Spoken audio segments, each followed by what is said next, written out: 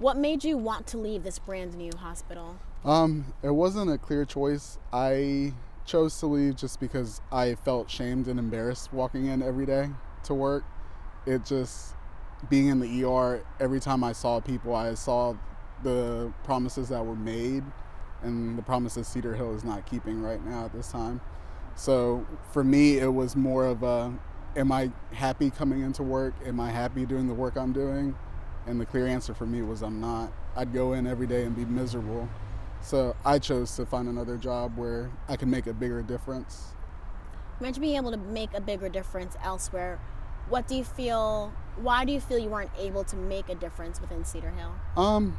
The staffing issues, the supply issues, there were no proper protocols in place for a brand new hospital that should be taking care of people. We did not receive the resources we needed to provide care to patients.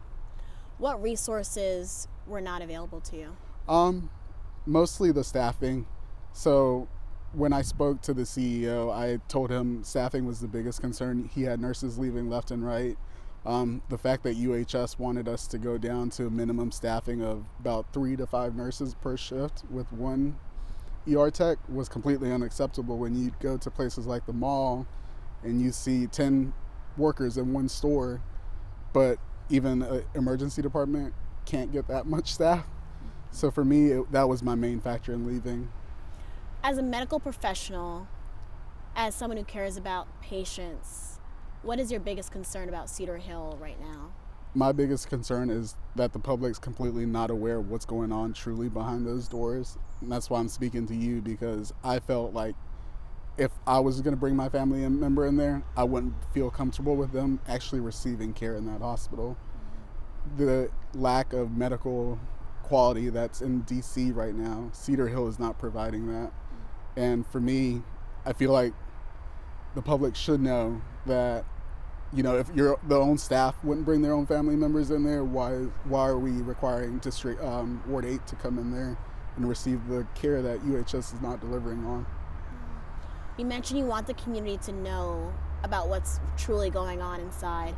What does the community, district leaders, council members not know about what's going on inside? I don't think they know the extent to how much the Department of Health has been in Cedar Hill and what Cedar Hill is actually telling the Department of Health.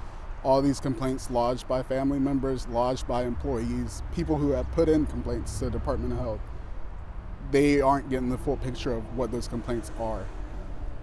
People may see the waiting room, may see the lobby in its form. You have a family member in there, you're waiting. It's not because there's no rooms available.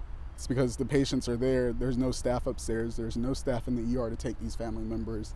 I know for a fact the ER has gone on diversion multiple times because night shift would only have 2 nurses for 32 beds. And when you say on diversion? We shut down to ambulances, incoming traffic, just because they don't have the staff for it. Not because we aren't there to give the care. We have 32 patients in 32 rooms and you have 2 nurses. And Cedar Hill is mandating some of the day shift nurses to stay on to help night shift. When the emergency room tells ambulances no, they can't go there, then what's happening to that patient waiting in that truck for help? They have to go to other hospitals where unfortunately they're going to be sitting there waiting a long time holding with the EMS crews. And people see the impact of that, but also think of the impact of the ambulances that are already at Cedar Hill. They'd be sitting there while you're waiting in the waiting room 5-6 hours. The ambulances are waiting on the wall for about 3 to 4 hours for a bed as well, just because they were already there before we closed down to traffic. I reported in October about a family who came in around March. He was projectile vomiting, had some issues, was in the waiting room for hours, was eventually brought to the back. His wife didn't even know that he went into an emergency shock. It turns out that he was hypertensive and didn't even receive the proper care. Is that an outlier to situations happening within ER? It's not. It's unfortunately very common with the ER being at 8-9 hour wait times, and that's what happens when you have an understaffed ER that's not prepared to handle sick patients. People with chest pain, people with high blood pressure, they end up waiting in the waiting room. And when people wait with those emergent situations. Lives are at stake. It's a mistake that could have easily been prevented. How many people have left Cedar Hill since you've been there, especially leadership, chief positions? Our turnover rate is high. We are on our third and fourth ER manager. Right now, people don't stay. They're not happy. They're not being compensated. They leave. Leadership-wise, we've lost our CEO, CNO, director of nursing.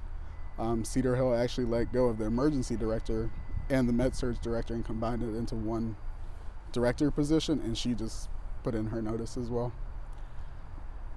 As employees, what reasoning are you all being told that this is all happening? The cuts while they're being understaffed, the tight shifts and things like that. What has leadership that is there told you about why they're cutting people and combining so many aspects of the hospital while it's understaffed?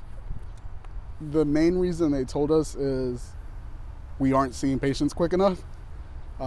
When you're not provided with the resources you need, how can you be expected to take care of patients? So leadership pretty much says, you need to get the lobby under control. You need to see these patients. Doesn't matter where you see them. If it's in the hallway, if it's in a small closet, see the patients. Make sure they don't leave. For us, the reason they tell us everyone's leaving is because, we're going on to bigger, better things, and that's not the case. Right now, today, this hospital was supposed to be a new leaf for all of DC, for all of Ward 8, Ward 7. Do you think this hospital has a chance to turn it around? No. I'm waiting for the day it turns into another United Medical Center where the district ends up taking over the hospital and UHS pulls out their contract. Who is responsible for what is going on inside Cedar Hill? I think UHS should take a proper look at themselves, because I think that's where the root cause of the problems are coming right now. You can't expect a hospital in Ward 8 and Ward 7 not to lose money in the first few years, but you need to have the resources to back up that hospital. So you need to give us at least a general surgeon, neurosurgeon, or any kind of neurology cases. We have to transfer out all GI cases, all neurology cases. You look at Ward 8, a lot of high dialysis patients. We can't keep many dialysis patients because, we were only doing outpatient dialysis for a while. People having seizures, we have to transfer them out, and then you reach out to these other hospitals and they have no beds. So now they're stuck holding in an ER and people aren't being seen. Was there anything I did not ask that you feel like is important for me to know, for the community to know, for district leaders when they watch this, for the community when they watch this? What do you feel they need to know about what's going on? I want them to know the people that are leaving Cedar Hill aren't leaving by choice. They're leaving because we're being forced to. We're being forced to accommodate for all these big changes that the leaders inside are asking for, but they're not making any changes within themselves to say, hey, we're going to give you these proper resources. Once we give you these resources, go ahead, flourish. But right now, when we take 2 steps forward, we're taking 8 back at the same time. The district invested more than $400 million of taxpayer money into this hospital. They made a promise. They had an oversight hearing last week where they questioned Wayne Turnage, the deputy mayor for DC's health, essentially. And he said that it's a new hospital, there are challenges that come along with it, and that they were giving DHS grace because no hospital has opened in DC for 20 years. What's your take on that? I think if they knew we were expecting these challenges, the mayor shouldn't have rushed to open on April 15th without a clear set of what the future for Cedar Hill was. If this hospital did not have the services that are needed, why did we rush to open up a brand new, beautiful facility that has less services than UMC had? As an employee of UMC that came over, we could handle more patients in that small, outdated building than this fancy, brand new building can handle right now. I know one more thought that came to me is that you mentioned the main issue is the lack of staffing, the lack of employees inside. I've seen multiple reports of people reaching out saying that they've been applying. They're overqualified, if not for the jobs they're applying for in Cedar Hill. They don't know if their applications are being seen. They don't know if it was sent to the right place. They don't know if it's been opened. the jobs they apply for are still posted online. Is Cedar Hill hot? Why are they not filling positions? As quick as people are leaving, you would think they would have these positions open soon. But when people call in to the emergency department and ask who do I speak to about applying, the answer we're told to give to them is apply online, we'll reach back out to you when we have space. From And that's not happening. It's not. They're not reaching back out to people. They're not reaching back out to people. Why?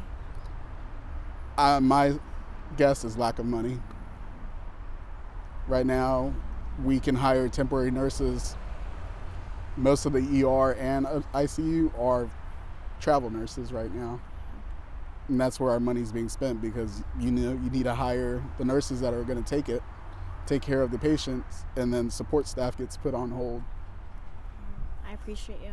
Thank you so No much for problem. speaking with us and giving us insight on what's going on the inside. I know I've spoken to patients who have complained about mostly the wait time and the hospital not having the services they need to treat them. Outside of that and outside of what we've discussed, is there anything you feel like I may not be privy to, or someone else may not be privy to, and what's going on inside, whether it's leadership roles, what you all are being asked to do or not do? Not really. I think most of the staff is leaving just because of the staffing issue and the unstructured leadership we have. We have no leader. We have no one to report to. Unfortunately, I gave my notice and the CEO resigned the next week. So I felt like my exit interview was more of a just one ear out the other. No one really cared. No one cared to ask why people were leaving. There's no follow-up. People quit and go and we're told we're replaceable, but here we are where I've been gone and I've not been replaced.